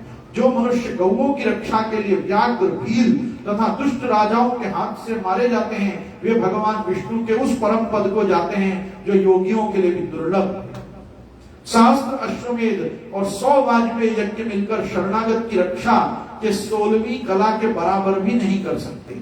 दीन तथा भयभीत जीव की उपेक्षा करने से पुण्यवान पुरुष भी समय आने पर कुंभिपाक नामक नरक में पकाए जाते हैं। तूने दुष्ट गिद्ध के द्वारा खाए जाते हुए राही को देखकर उसे बचाने में समर्थ होते हुए भी जो उसकी रक्षा नहीं की, इससे तू निर्दयी जान पड़ता है, अतः तू राक्षस हो जा। तपस्वी ने उस किसान को ये श्राप दे दिया, वो राक्षस हो गया। हलवाहा बोला, महात्मा, मैं यहाँ उपस्थित अवश्य था, किंतु मेरे नेत्र बहुत देर से खेत की रक्षा में लगे थे, अतः पास सका, अतः मुझे दीन पर आप अनुग्रह करिए। तपस्वी ब्राह्मण बोले, जो प्रतिदिन गीता के 11वें अध्याय का जप करता है, उस मनुष्य के द्वारा अभिमंत्रित जल जब तुम्हारे मस्तक पर पड़ेगा, उस समय तुम्हें शाप से छुटकारा मिल जाएगा। यह कहकर तपस्वी ब्राह्मण चले गए और वो हलवाहा राक्षस हो गया। अतः द्विजश्रेष्ठ, तुम चलो और 11वें अध्याय से तीर्थ के जल को अभिमंत्रित करो, फिर अपने ही हाथ से उस राक्षस के मस्तक पर छिड़क देना। ग्रामपाल मतलब गांव के मुखिया की यह सारी प्रार्थना सुनकर ब्राह्मण का हृदय करुणा से भर आया। वे बहुत अच्छा कहकर उसके साथ राक्षस के निकट गए। वे ब्राह्मण योगी थे। उन्होंने विश्वरूप दर्शन नामक 11वें अध्याय से जल अभिमंत्रित करके उस राक्षस के मस्तक पर डाला। गीता के 11वें अध्याय के प्रभाव से वह शाप मुक्त हो गया। उसने राक्षस देह का परित्याग करके चतुर्भुज रूप धारण कर लिया तथा उसने जिन सहस्त्रों पथिकों का भक्षण किया था, वे भी शंख चक्र गदा धारण किए हुए चतुर्भुज रूप हो गए। तत्पश्चात वे सभी विमान पर आरूढ़ हुए। इतने में ही रामपाल ने राक्षस से कहा, निशाचर, मेरा पुत्र कौन है, उसे दिखाओ। उसके यूं कहने पर दिव्य बुद्धि वाले राक्षस ने कहा, ये जो तमाल के समान श्याम 4 भुजाधारी माणिक्यमय मुकुट से शोभित तथा दिव्य मणियों से बने हुए कुंडलों से अलंकृत है, हार पहनने के कारण जिनके कंधे मनोहर प्रतीत होते हैं, जो सोने के भुजबंधों से विभूषित कमल के समान नेत्र वाले स्निग्ध रूप तथा हाथ में कमल लिए हुए हैं और दिव्य विमान पर बैठकर देवत्व को प्राप्त हो चुके हैं, उन्हीं को अपना पुत्र समझो। यह सुनकर ग्रामपाल ने उसी रूप में अपने पुत्र को देखा और अपने घर ले जाना चाहा। यह देख उसका पुत्र हंस पड़ा और इस प्रकार कहने लगा। पुत्र बोला, ग्रामपाल, कई बार तुम भी मेरे पुत्र हो चुके हो। पहले मैं तुम्हारा पुत्र था, किंतु अब देवता हो गया हूँ। इन ब्राह्मण देवता के प्रसाद से वैकुंठ धाम को जाऊंगा। देखो, यह निशाचर भी चतुर्भुज रूप प्राप्त हो गया है। 11वें अध्याय के महात्म्य से ये सब लोगों के साथ श्री विष्णु के धाम को जा रहा है। अतः तुम भी इन ब्राह्मण देव के गीता के 11वें अध्याय का अध्ययन करो और निरंतर उसका जप करते रहो। इसमें संदेह नहीं कि तुम्हारी भी ऐसी ही उत्तम गति होगी। तात, मनुष्यों के लिए साधु पुरुषों का संग सर्वथा दुर्लभ है, वह भी इस समय तुम्हें प्राप्त है, अतः अपना अभिष्ट सिद्ध करो। धन, भोग, दान, यज्ञ, तपस्या, पूर्व कर्मों से क्या लेना है? विश्वरूप अध्याय के पाठ से ही परम कल्याण की प्राप्ति होती है। पूर्णानंद संतोष स्वरूप श्री कृष्ण नामक ब्रह्म के मुख से कुरुक्षेत्र में अपने मित्र अर्जुन के प्रति जो अमृतमय उपदेश निकला था, वही श्री विष्णु का परम तात्विक रूप है। तुम उसी का चिंतन करो, वह मोक्ष के लिए प्रसिद्ध रसायन है। संसार भय से डरे हुए मनुष्यों की आदि व्याधि विनाशक तथा अनेक जन्मों के दुखों का नाश करने वाला है। मैं उसके सिवा दूसरी किसी साधन को ऐसा नहीं देखता, अतः तुम उसी का अभ्यास करो। महादेव जी कहते हैं, यों कहकर वह सबके साथ विष्णु के परम धाम को चला गया। तब रामपाल ने ब्राह्मण के मुख से उस अध्याय का विधिवत अध्ययन किया। फिर वे दोनों ही उस महात्म्य से विष्णु के धाम को चले गए। पार्वती, इस प्रकार तुम्हें 11वें अध्याय की महात्म्य कथा मैंने सुनाई। इसके श्रवण मात्र से महान पातकों का नाश होता है। बोलो गोवर्धन नाथ की जय। श्याम सुंदर श्री अम्बे महारानी की जय। श्री वल्लभाधीश की जय। श्री गुसाई जी आनंद की जय। इस प्रकार से ये पौराणिक हमने पूरा महात्म्य दर्शन किया। अब हम श्रीमद् भगवद गीता का 11वां, 12वां और 15वां अध्याय सब पाठ करेंगे, साथ में सस्वर पाठ करेंगे। आप सब भी मेरे साथ ही उच्चारण करेंगे और इस प्रकार हम यहाँ भगवद गीता जयंती मनाएंगे।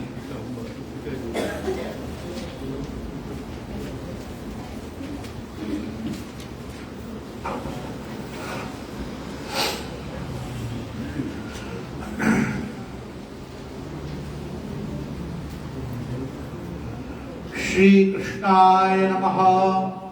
अथैकादशोऽध्यायः।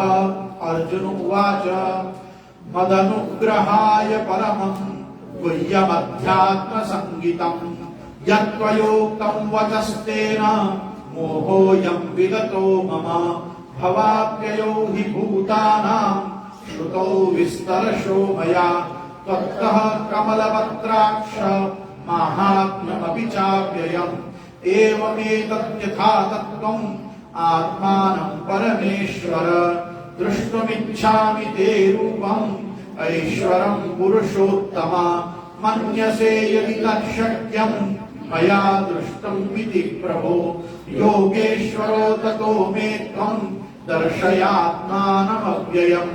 श्रीभगवान् उवाच पश्य मे पार्थरूपाणि शतशोऽथ सहस्रशः नानाविधानि दिव्यानि नानावर्णाकृतीनि च पश्यादित्यान् वसुं रुद्रान् अश्विनौ मरुतस्तथा बहुन्यदृष्टपूर्वाणि पश्याश्चर्याणि भारत इहैकस्थं जगत्कृत्स्नं पश्याद्य सचराचरम् मम देहे गुणाकेश यच्चान्यद्द्रष्टुमिच्छसि न तु मां शक्यसे द्रष्टुम् अनेनैव स्वचक्षुषा दिव्यं ददामि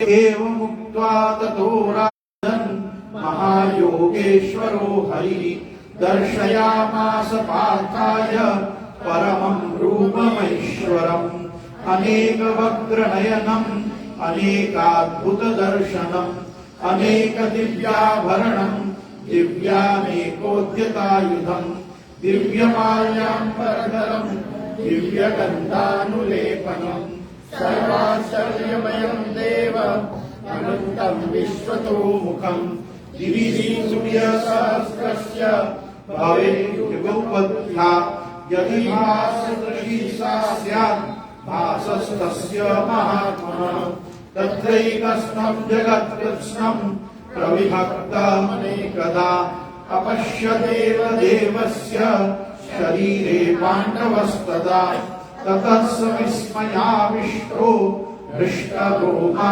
धनञ्जयः प्रणम्य शिरसा देवम् कृताञ्जलिरभाषत। अर्जुन उवाच पश्यामि देवांस्तव देव देहे सर्वांस्तथा भूतविशेषसङ्गान् ब्रह्माणमीशं कमलासनस्थं ऋषींश्च सर्वानुरुगांश्च दिव्यान् अनेकबाहूदरवक्त्रनेत्रं पश्यामि त्वां सर्वतोऽनन्तरूपं नान्तं न मध्यं न पुनस्तवादिं पश्यामि विश्वेश्वर विश्वरूप किरीटिनं गदिनं चक्रिणं च तेजो राशिं सर्वतो दीप्तमन्तं पश्यामि त्वां दुर्निरीक्ष्यं समन्तात् दीप्तानलार्कद्युतिमप्रमेयम् त्वमक्षरं परमं वेदितव्यं त्वमस्य विश्वस्य परं निधानं त्वमव्ययः शाश्वतधर्मगोप्ता सनातनस्त्वं पुरुषो मतो मे अनादिमध्यान्तमनन्तवीर्यम् अनन्तबाहुं शशिसूर्यनेत्रं पश्यामि त्वां दीप्तहुताशवक्त्रं स्वतेजसा विश्वमिदं तपन्तम् द्यावा पृथिव्योरिदमन्तरं हि व्याप्तं त्वयैकेन दिशश्च सर्वः दृष्ट्वाद्भुतं रूपमुग्रं तवेदं लोकत्रयं प्रव्यथितं महात्मन् अमीहि त्वां सुरसङ्घा विशन्ति केचिद्भीतः प्राञ्जलयो गृह्णन्ति स्वस्तीत्युक्त्वा महर्षिर्सिद्धसङ्घाः स्तुवन्ति त्वां स्तुतिभिः पुष्कलाभिः रुद्रादित्या वसवो ये च साध्या विश्वेश्विनौ मरुतश्चोष्णपाश्च गन्धर्वयक्षासुरसिद्धसङ्घा वीक्षन्ते त्वां विस्मिताश्चैव सर्वे रूपं महत्ये बहुवक्त्रनेत्रं बाहो बहुबाहुरुपादं बहूदरं बहुदंष्ट्राकरालं दृष्ट्वा लोकाः प्रव्यथितास्तथाहं नभस्पृशं दीप्तमनेकवर्णं व्याप्ताननं दीप्तविशालनेत्रं दृष्ट्वा हि त्वां प्रव्यथितान्तरात्मा धृतिं न विन्दामि शमं च विष्णो दंष्ट्राकरालानि च ते मुखानि दृष्ट्वैव कालानलसन्निभानि दिशो न जाने न लभे च शर्मा प्रसीद देवेश जगन्निवास अमी च त्वां धृतराष्ट्रस्य पुत्राः सर्वे सहैवावनिपालसङ्गैः भीष्मो द्रोणः सूतपुत्रस्तथासौ सहास्मदीयैरपि योधमुख्यैः वक्त्राणि ये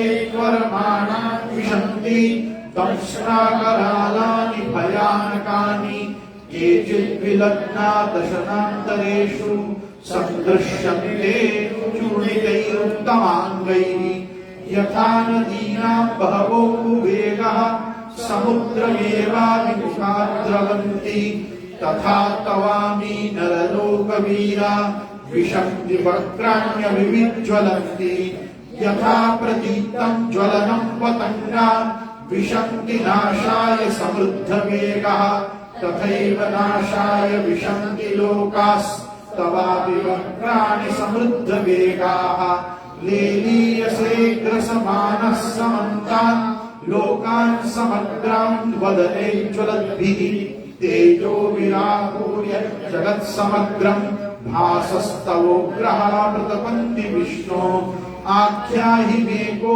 भवानुग्ररूपो नमोऽस्तु ते देववर प्रसीद विज्ञातुमिच्छामि भवन्तमाद्यं न हि प्रजानामि तव प्रवृत्तिं श्रीभगवानुवाच कालोऽस्मि लोकक्षयकृत् प्रवृद्धो लोकान् समाहर्तुमिह प्रवृत्तः कृते त्वां न भविष्यन्ति सर्वे येव स्थिताः प्रत्यनीकेषु योधाः तस्मात् त्वमुत्तिष्ठ यशो लभस्व जित्वा शत्रुन् भुङ्क्ष राज्यं समृद्धं मयैवेते निहिताः पूर्वमेव निमित्तमात्रं भव सव्यसाचिन् द्रोणं च भीष्मं च जयद्रथं च कर्णं तथान्यानपि योधवीरान् मया हतांस्त्वं जहिमा व्यथिष्टाः श्रुत्वा वचनं केशवस्य कृता कृताञ्जलिर्वेपमानः किरीटी नमस्कृत्वा भूय एवाह कृष्णं सगद्गदं भीतभीतः प्रणम्य अर्जुन उवाच स्थाने ऋषिकेश तव प्रकीर्त्या जगत्प्रहस्यत्यनुरज्यते च रक्षांसि भीतानि द्रवन्ति सर्वे नमस्यन्ति च सिद्धसङ्घाः कस्माच्च तेन न मेरन्महात्मन् गरीयसे ब्रह्मणोऽप्यादिकर्त्रे अनन्तदेवेश जगन्निवास त्वमक्षरं सदसत्तत्परं यत् त्वमादिदेवः पुरुषः पुराणस्त्वमस्य विश्वस्य परं निधानम् वेत्तासि वेद्यं च परं च धाम त्वया ततं विश्वमनन्तरूप वायुर्यमोऽग्निर्वरुणश्च शाङ्कः प्रजापतिस्त्वं प्रपितामहश्च नमो नमस्तेऽस्तु सहस्रकृत्वा पुनश्च भूयोऽपि नमो नमस्ते नमः पुरस्तादत पृष्ठतस्ते सर्वत एव सर्व अनन्तवीर्यामितविक्रमस्त्वं सर्वं समाप्नोषि ततोऽसि सर्वः सखेति मत्वा प्रसभं यदुक्तं हे कृष्ण हे यादव हे सखेति अजानता महिमानन्दवेदं मया प्रमादात् प्रणयेन वापि यज्जावहासार्थमसत्कृतोऽसि विहारशय्यासनभोजनेषु एकोऽथवाप्यच्युत तत्समक्षं तत्क्षामये त्वामहमप्रमेयम् पितासि लोकस्य चराचरस्य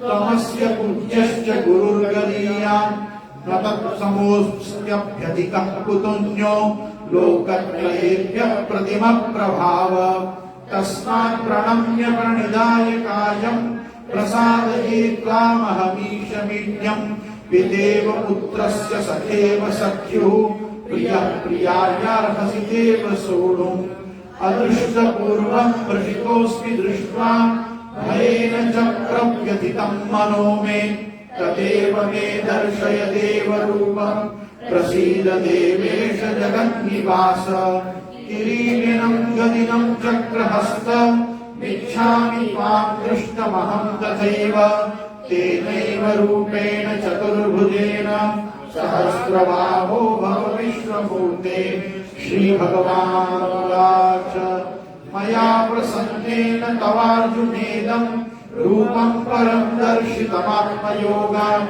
तेजोमयं विश्वमनन्तमाद्यं यज्ञे त्वदन्येन न दृष्टपूर्वम् न वेदयज्ञाध्ययनैर्न दानैर्न च क्रियाभिर्न तपोभिरुग्रैः एवं रूपः शक्य आन्ध्रलोके द्रष्टुं त्वदन्येन कुरु प्रवीर मा ते यथा मा च विगूढभावो दृष्ट्वा रूपं घोरप्रीतं ममेदं व्यपेतभिः प्रीतमनः पुनस्त्वं तदेव मे रूपमिदं प्रपश्य संजय उवाच अर्जुनं वासुदेवस्तथोक्त्वा स्वकं रूपं दर्शयामास भूयः आश्वासयामास च भीतमेनं भूत्वा पुनः सौम्यवपुर्महात्मा अर्जुन उवाच दृष्ट्वेदं मानुषं रूपं तव सौम्यं जनार्दन इदानीम् अस्मि संवृत्तः सचेतः प्रकृतिं गतः श्रीभगवानुवाच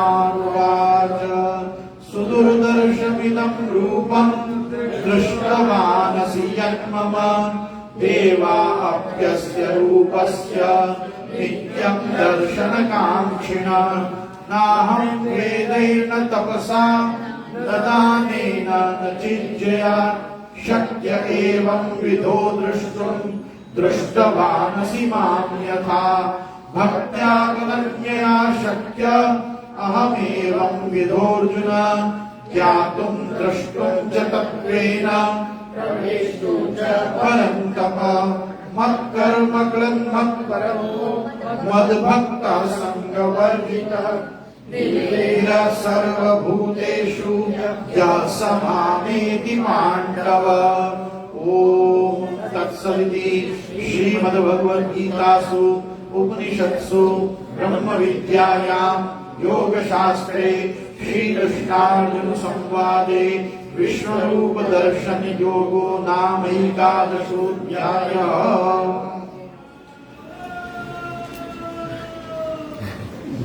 मतलब अपन ब्रह्म राक्षस नहीं होंगे, भगवान बुला रहे हैं।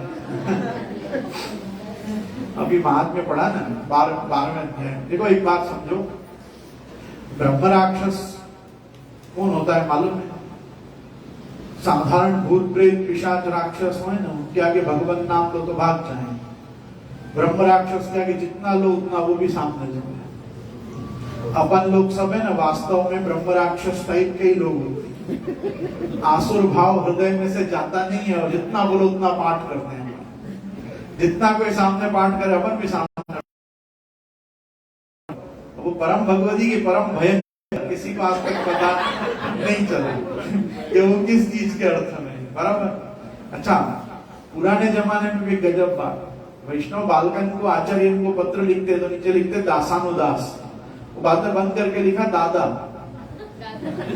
दासा, तो डॉट भी निकल गया। रे कौन गए? तुम्हारे दादा ने पत्र भेजे। तो हम समझ जाते कि ये परम भगवती का लेटर नहीं, परम भयंकर का लेटर। तो वो ब्रह्म राक्षस पना जो अपने में है, वो भी जो भगवान के विराट रूप का बारंबार चिंतन करके अपनी अनुरूपता का चिंतन करना चाहिए कि जो भगवान इतना विराट है तो उसके सामने अपन कौन और अपनी क्रिया कितनी है। तो अपन को जो भी सेवा का, भजन पाठ का, अपने भगवदीय होने का अहंकार है, उसकी निवृत्ति भी अपने अंदर से राक्षस भाव, आसुर भाव की निवृत्ति है। तो इस अध्याय के पाठ का ये फल भी समझना चाहिए कि सब कुछ जानते हुए भी जो अपन हमेशा आसुरी भाव में रहते हैं, उस भाव की निवृत्ति के लिए ये अध्याय का पाठ बारंबार करना चाहिए। तो भगवान के विश्व रूप का दर्शन करके तो किसी को भी भगवान में भक्ति का ही, भक्त्यापनन्यया शक्य अहम एवं विदुर्जुन का संचार होता है। तो आओ अपन भी भगवत गीता के 12वें अध्याय भक्ति योग का पाठ और साथ में भगवान के स्वरूप का जो भगवान ने स्वयं निरूपण किया है, ऐसे पुरुषोत्तम योग का पाठ करके इन 3 अध्यायों के पाठ के द्वारा अपन संपूर्ण भगवत गीता के पाठ का अनुभव आज भगवत गीता जयंती पे लें।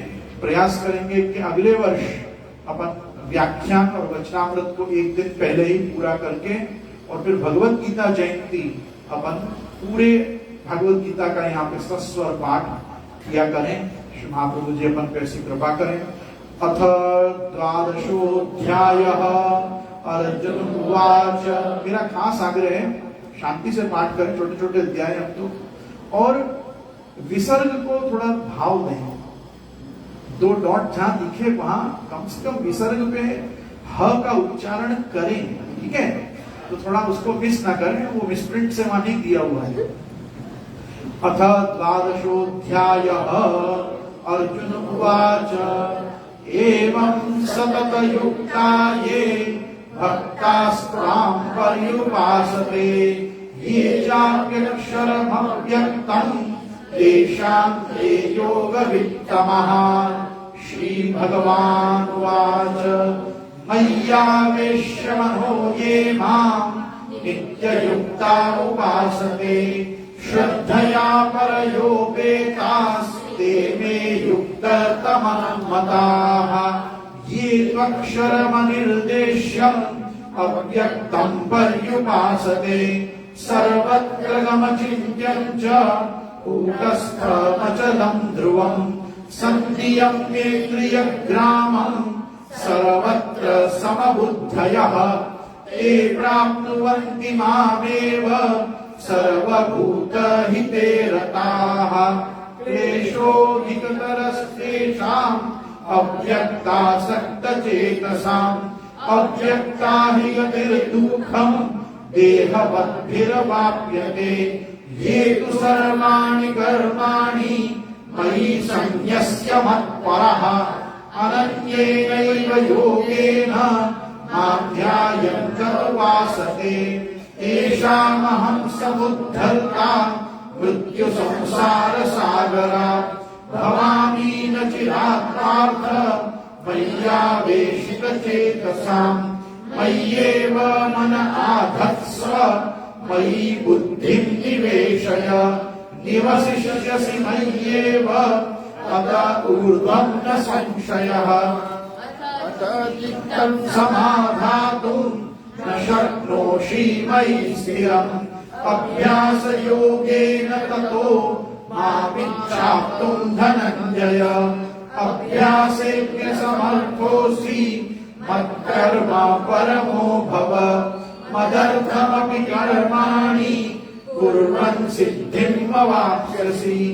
अथैतदप्य शक्तोऽसि कर्तुं मद्योगमाश्रितः सर्वकर्म फलत्यागम् ततः कुरु यथात्मवान् श्रेयो हि ज्ञानमभ्यासात् ज्ञानात् ध्यानं विशिष्यते ध्यानात् कर्म फलत्यागात् शान्तिरनन्तरम् अद्वेष्टा सर्वभूतानां मैत्रः करुण एव च निर्ममो निरहङ्कारः समदुःखसुखक्षमी सन्तुष्टः सततं योगी यतात्मा दृढनिश्चयः मयर्पितमनो बुद्धिर्यो मद्भक्तः स मे प्रियः यस्मान्नो द्विजते लोको लोकान्नो द्विजते च यः हर्षामर्षभयोद्वेगैर्मुक्तो यः स च मे प्रियः अनपेक्षः शुचिर्दक्षः उदासीनो गतव्यथः सर्वारम्भपरित्यागी यो मद्भक्तः स मे प्रियः यो न हृष्यति न द्वेष्टि सुखदुःखेषु समः संगविवर्जितः तुल्यनिन्दास्तुतिर्मौनी सन्तुष्टो येन केनचित् अनिकेतस्थिरमतिर्भक्तिमान् मे प्रियो नरः ये तु धर्म्यामृतमिदम् यथोक्तं पर्युपासते श्रद्धाना मत्परमा भक्तास्तेति मे प्रियाः। ओम तत्सदिति श्रीमद्भगवद्गीतासु उपनिषत्सु ब्रह्म विद्यायां योगशास्त्रे श्रीकृष्णार्जुन संवादे भक्ति योगो नाम द्वादशोऽध्यायः।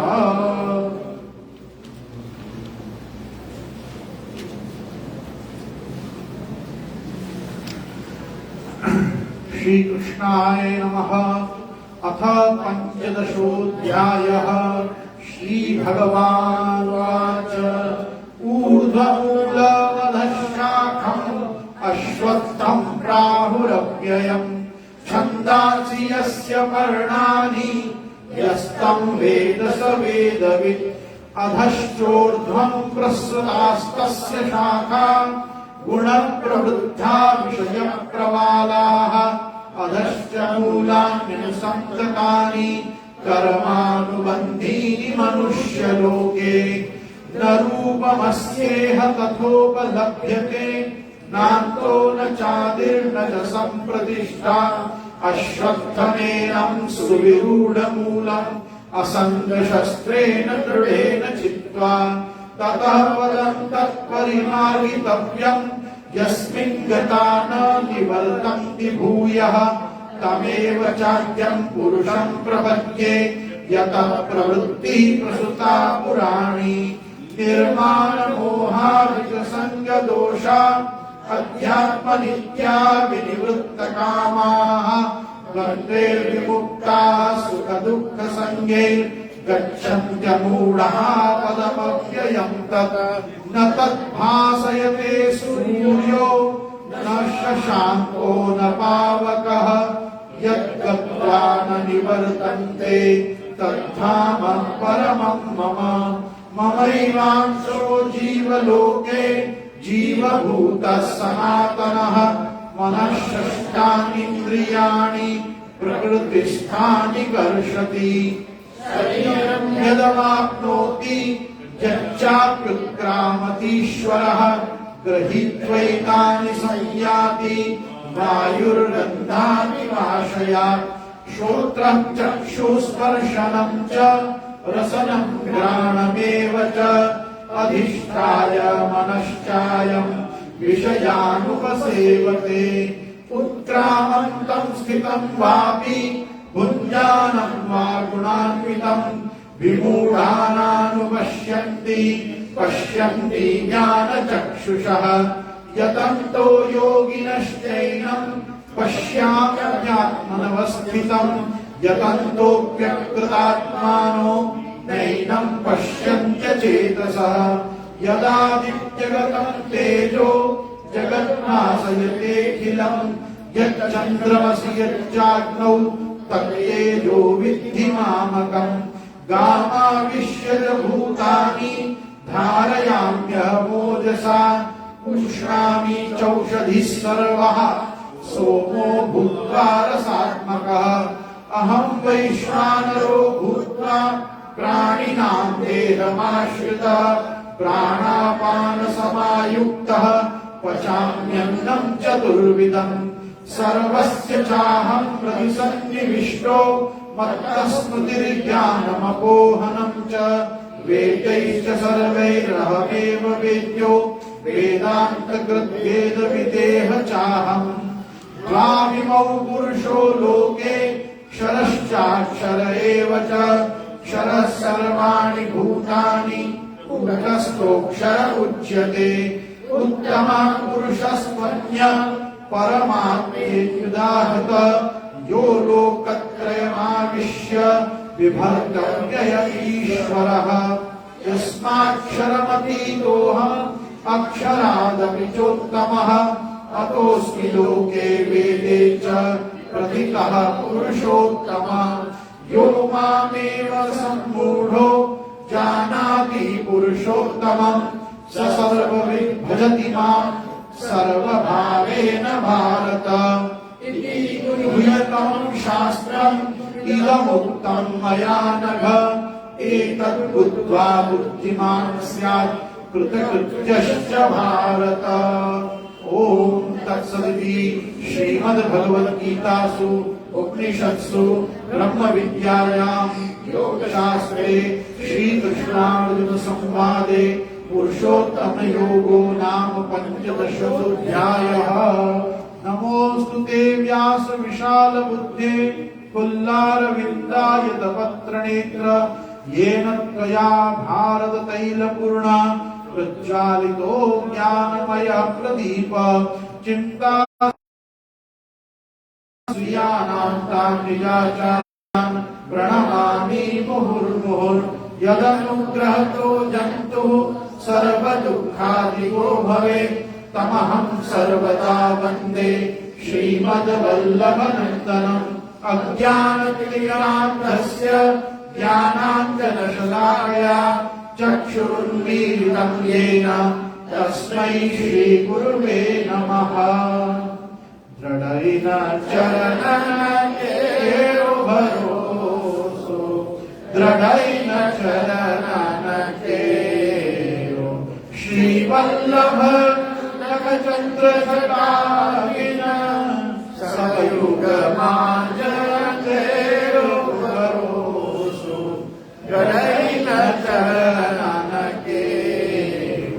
साधन और नैया करिने जासो यनिवेको सूर कहा कहे द्विधयाधरो बिना मोल को चेरो भरोसो दृढैन चरणनकेरो भरोसो।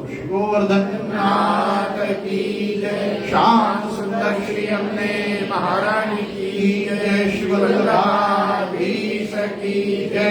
श्री गुसाई की परम दयाल की जय।